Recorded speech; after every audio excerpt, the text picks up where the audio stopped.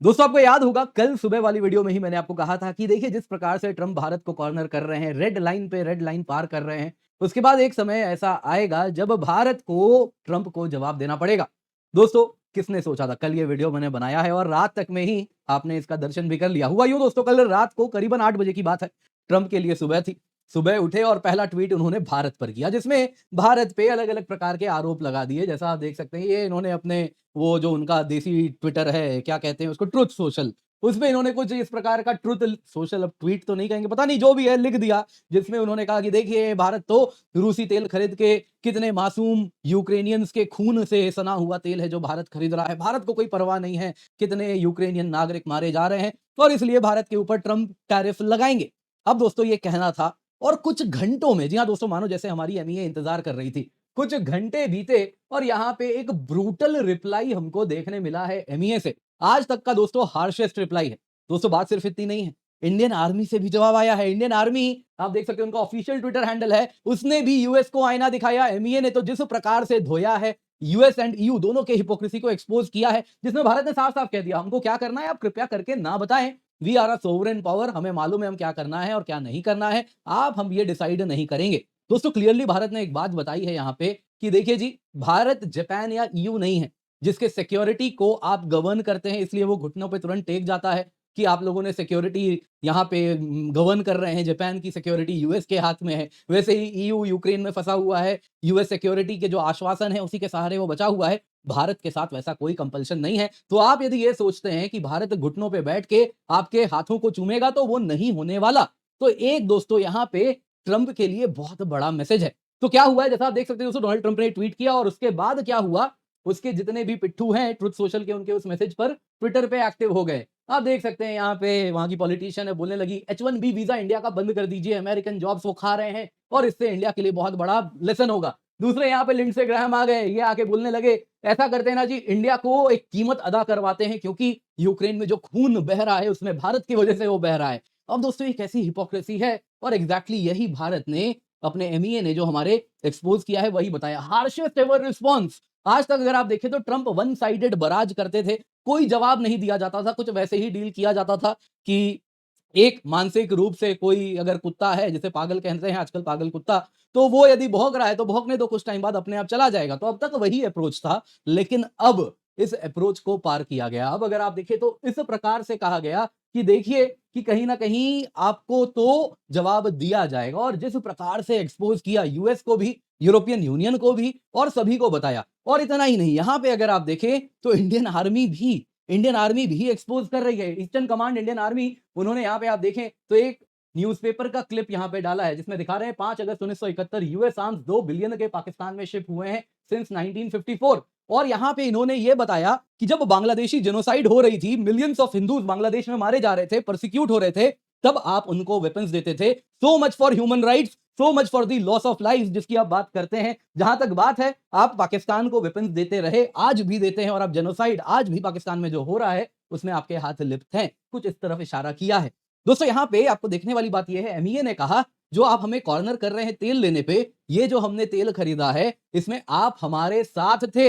ये बात क्यों कही जा रही है? तो यहाँ पे दोस्तों एरिक गारसेटी का एक इंटरव्यू आपको मैं दिखाऊंगा, जिसमें आप देख सकते हैं कुछ इस प्रकार से वो कह रहे हैं कि देखिए इंडिया जो रशियन ऑयल खरीद रहा है वो प्राइस कैप पॉलिसी का पालन करते हुए खरीदा है, और ये इंडियन परचेज जो हुआ रशियन ऑयल का, ये कहीं ना कहीं उस वजह से तेल की कीमत स्टेबल बनी रही। आप स्वयं इस वीडियो को देखिए। Actually, they bought Russian oil because we wanted somebody to buy Russian oil at a price cap. That was not a violation or anything. It was actually the design of the policy, because as a commodity, we didn't want oil prices going up, and they fulfilled that. दोस्तों जैसा आप लोगों ने इस video में देखा, Eric Garcetti क्या कह रहे हैं आपने सुन ही लिया। कह ही रहे हैं कि देखिए वो तेल अमेरिका के द्वारा कहीं ना कहीं, वो कहता था इंडिया खरीदे, इंडिया इसलिए खरीद भी रहा था, इंडिया के नेशनल सिक्योरिटी को भी सूट करता था, ग्लोबल ऑयल प्राइसेस को भी सूट करता था।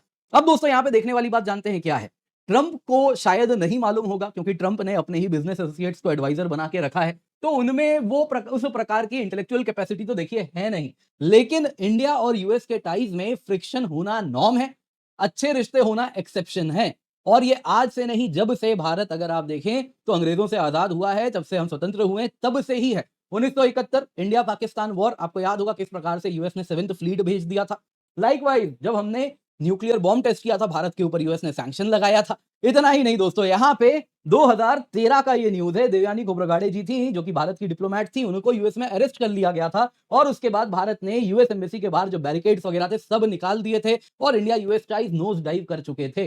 तो ये मत सोचिए इंडिया इज रेडी, अगर आप यूएस सोचता है कि भारत अफोर्ड नहीं कर सकता यूएस के साथ रिश्ते खराब करना, तो ये मत सोचिए, हमारा पूरा इतिहास है आपके साथ रिश्ते खराब ही रहे हैं। तो हमारे लिए वो मैनेज करना, हम जब एक बहुत छोटी आर्थिक शक्ति थे, एक बहुत छोटे मिलिट्री पावर थे, तब भी हमने आपके हेजेमनी को अपोज किया है। आज तो आप भूल ही जाइए। दोस्तों एग्जैक्टली यही बात यहाँ पे भारत ट्रंप को समझा रहा है। तो आज के वीडियो में हम जानेंगे आखिरकार क्या पूरी कहानी है, ट्रंप के मन में चल क्या रहा है, ट्रंप चाह क्या रहे हैं, और साथ ही साथ ट्रंप के मन को जरा डिकोड करते हैं, और साथ ही साथ फ्यूचर क्या है इंडिया यूएस टाइज का, क्या ये ऐसे ही खराब होने वाला है, या ट्रंप, हालांकि लोग कहते हैं he is a man with big ego, मैं कह रहा हूं नहीं जी, he is a man with very small ego, वो तुरंत सब कुछ भूल के आगे बढ़ जाते हैं।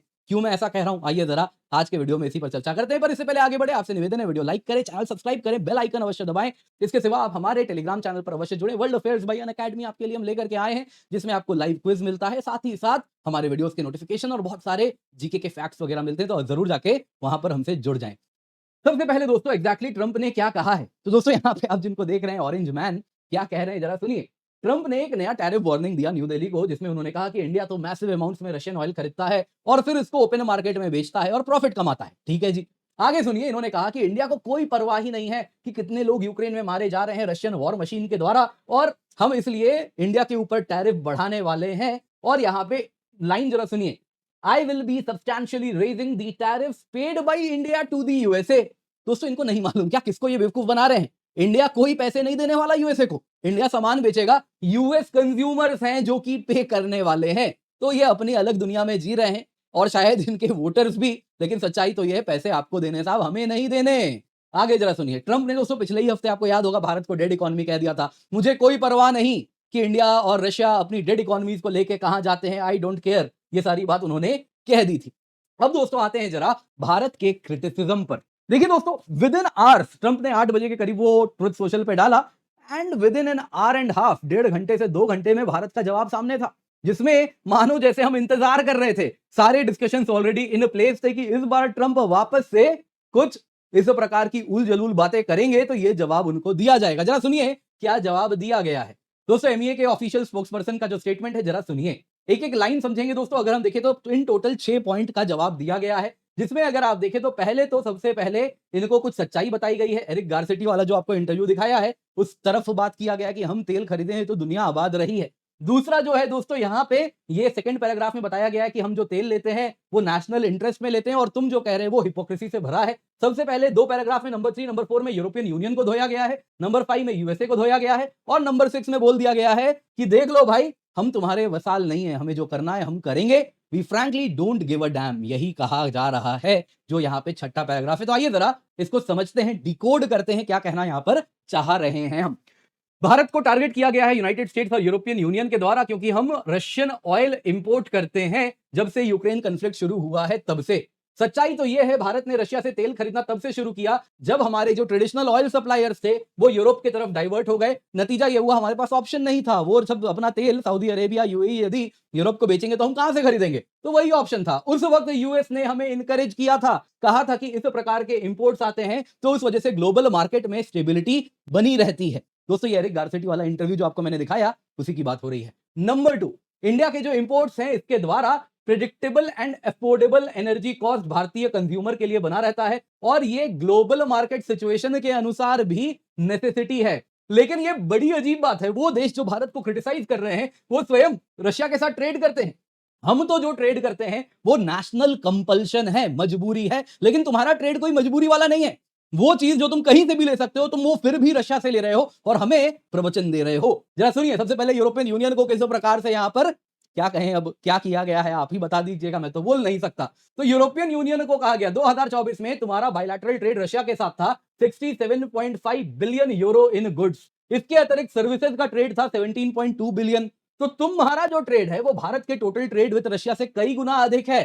तो जहां तक बात है तुम गैस मंगवाते हो यूरोप से, तो यूरोपियन इंपोर्ट्स एलएनजी के 2024 में अगर आप देखें तो 16.5 मिलियन टन थे, जो कि 2022 में 15.2 मिलियन टन थे, यानी कि तुम रशिया से अपनी गैस सप्लाई बढ़वा चुके हो इस बीच में, जब तुम हमको प्रवचन दे रहे हो। तो पहले तो यूरोप की बात की गई, फिर कहा गया यूरोप रशिया ट्रेड सिर्फ एनर्जी में नहीं है, बल्कि fertilisers, mining products, chemicals, iron, steel, machinery, transport equipment सब में होता है। तो तुम किस मुंह से हमें ज्ञान दे रहे हो? दूसरा सुनिए, यहां पे जहां तक बात है यूनाइटेड स्टेट्स की, तो जरा सुन लीजिए, as far as United States is concerned, ऐसा लिखा है। सुनिए, इंपोर्ट फ्रॉम रशिया, जो यूएस इंपोर्ट करता है रशिया से, वो यूरेनियम हेक्साफ्लोराइड करता है उसकी न्यूक्लियर इंडस्ट्री के लिए, पैलेडियम करता है उसकी ईवी इंडस्ट्री के लिए, फर्टिलाइजर्स भी करता है, केमिकल्स भी करता है।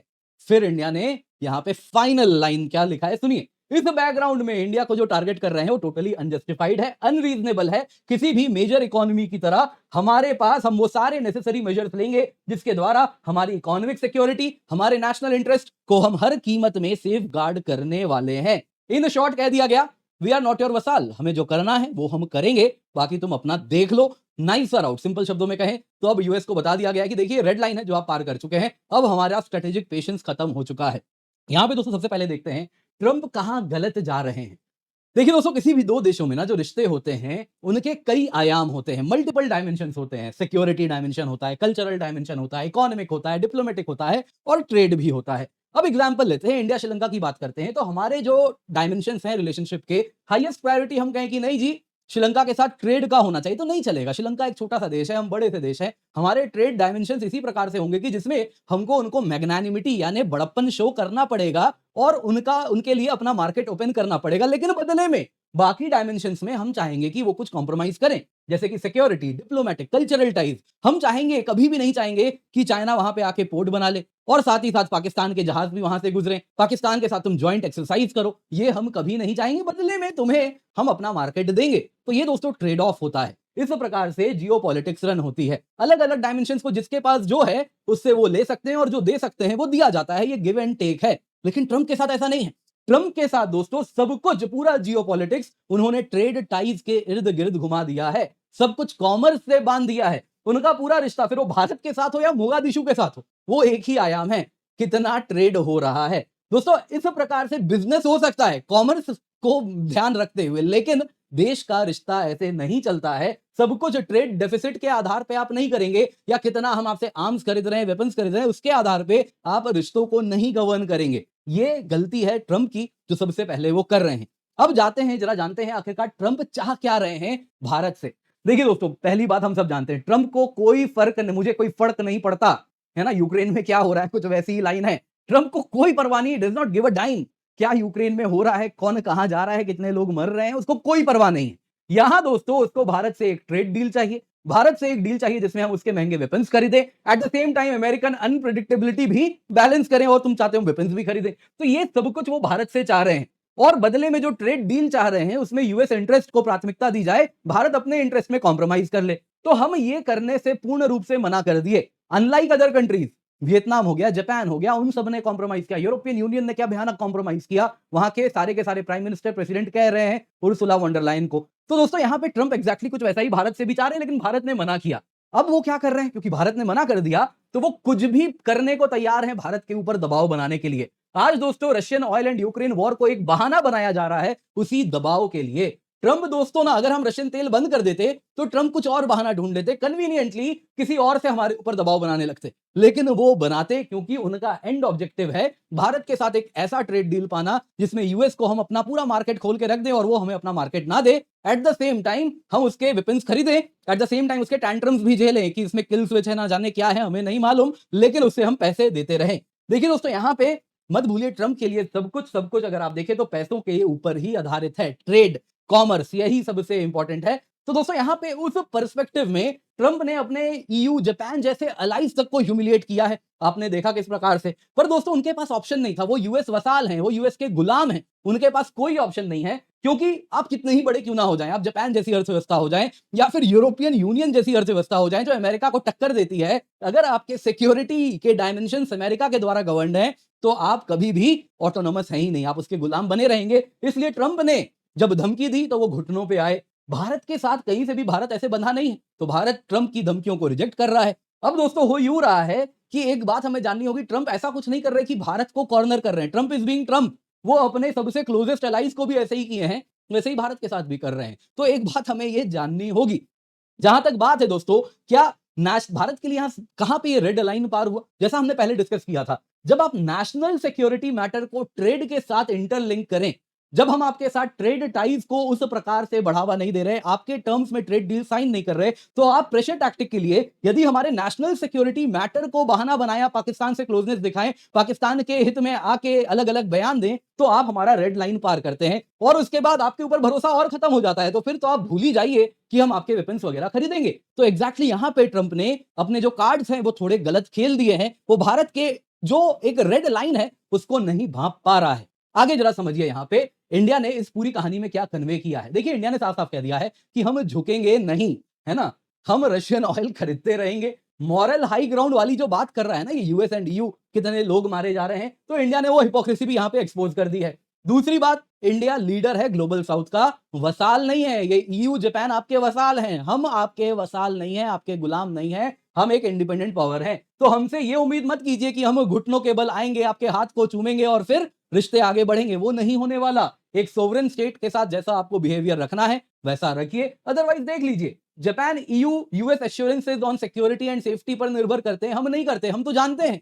वॉर होगा, सबसे पहले आप दुम दबा के भागेंगे, we know it very well. और इसलिए हमने पूरी अपनी वॉर मशीनरी भी वैसे ही बनाई है, काफी ज्यादा डाइवर्सिफाइड है और उसमें आत्मनिर्भर कंपोनेंट हम तेजी से बढ़ा रहे हैं। और कहीं ना कहीं फ्रांस एंड रशिया जैसे देशों के साथ हम ये सारे रिश्ते भी रखें, क्योंकि हमें मालूम है वो टाइम टेस्टेड है।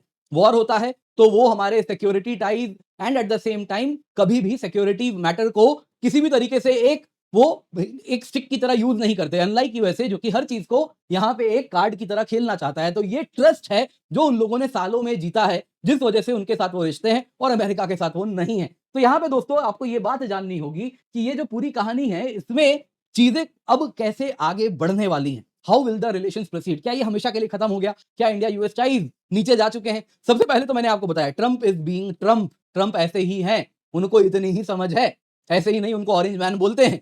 तो यहाँ पे दोस्तों देखिए, सबसे पहले तो क्या होगा, भारत ने एक रेड लाइन ड्रॉ कर दिया है कि तुम हम जो ये फेंक रहे हो ना हमारे ऊपर, अब हम और नहीं लेंगे, ये टैंट्रम्स हम नहीं झेलने वाले, टिट फॉर टैट टैरिफ होगा। इंडिया का पेशेंस खत्म हो चुका है।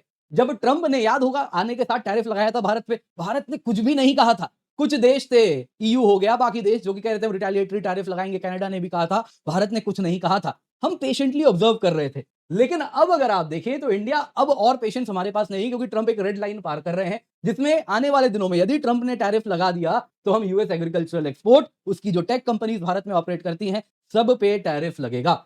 जहां तक बात है दोस्तों, एक बात आपको जाननी होगी, इंडिया यूएस टाइज कुछ इस प्रकार से हैं कि यूएस एक पॉइंट के बाद हमें पुश नहीं कर सकता, क्योंकि इंडिया का सपोर्ट अगर वो लूज करता है तो एशिया की जो सिक्योरिटी एस्पेक्ट वाली टाइज है वो यहां पे कॉम्प्रोमाइज होगी। हो सकता है ट्रंप इस वक्त इसको अप्रिशिएट नहीं कर रहे, लेकिन जो यूएस की पूरी मशीनरी है वो इस बात को जानती है। वैसे ही भारत भी दोस्तों अगर आप देखें तो यूएस इन्वेस्टमेंट, यूएस टेक्नोलॉजी, उन पर हम निर्भर करते हैं। तो हमारे पास भी एपेटाइट नहीं है कि हम full blown India US rift देखें।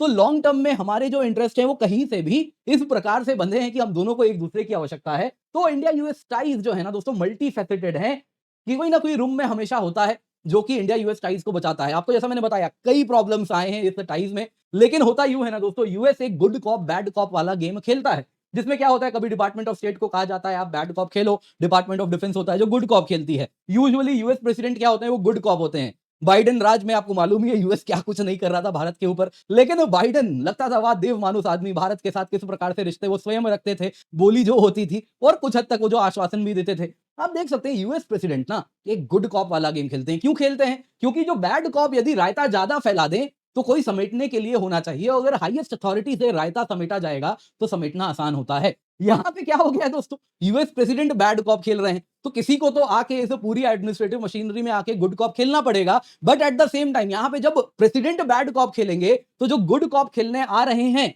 उनको इंश्योर करना होगा कि रायता समेटते टाइम यूएस प्रेसिडेंट को लॉस ऑफ फेथ ना हो, कि यूएस प्रेसिडेंट ने कुछ धमकी दी और उसके बाद जब रायता समेटा गया तो लोग यूएस प्रेसिडेंट की तरफ ही उंगली उठा दी है, अरे क्या तुम कहते थे, देखो क्या हो गया, तुम्हारे लोग तुम्हारे बात नहीं सुन रहे, इंडिया के साथ देखो रिश्ता कैसे हो गया। पर दोस्तों हमने जो ट्रंप के 6 महीने हैं उसमें एक चीज सीखी है, उनको कोई परवाह नहीं है। यदि उनको लॉस ऑफ फेस भी होता है ना ऐसा, तो वो मैनेज कर लेते हैं। आपको याद होगा ट्रंप जेलेंस्की, जब इनके बीच में ये जो शो हुआ था जो हम सबने खूब पॉपकॉर्न खा के एंजॉय किया था, इसमें हमने क्या देखा था, ट्रंप का बहुत छोटा ईगो है।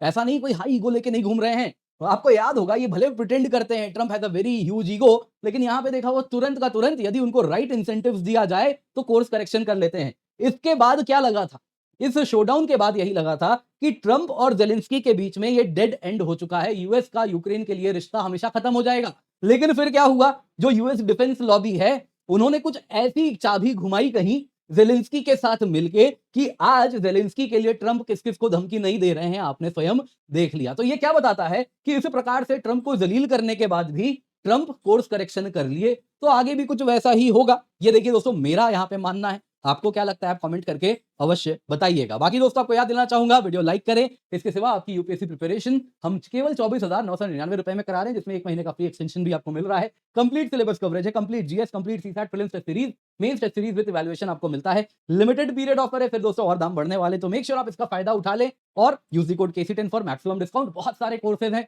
हिंदी में, इंग्लिश में आप किसी को भी देख सकते हैं, एनरोल हो सकते हैं। मल्टीपल कोर्सेज में एनरोल हो सकते हैं, मल्टीपल टीचर्स के इंडिविजुअल कोर्सेज हैं, उसमें भी एनरोल हो सकते हैं। Prelims test series, mains test series, सब कुछ आपको मिलती है। जल्दी से जाएं, पिन कमेंट में लिंक है, सब्सक्राइब करें, use the code KC10 for maximum discount.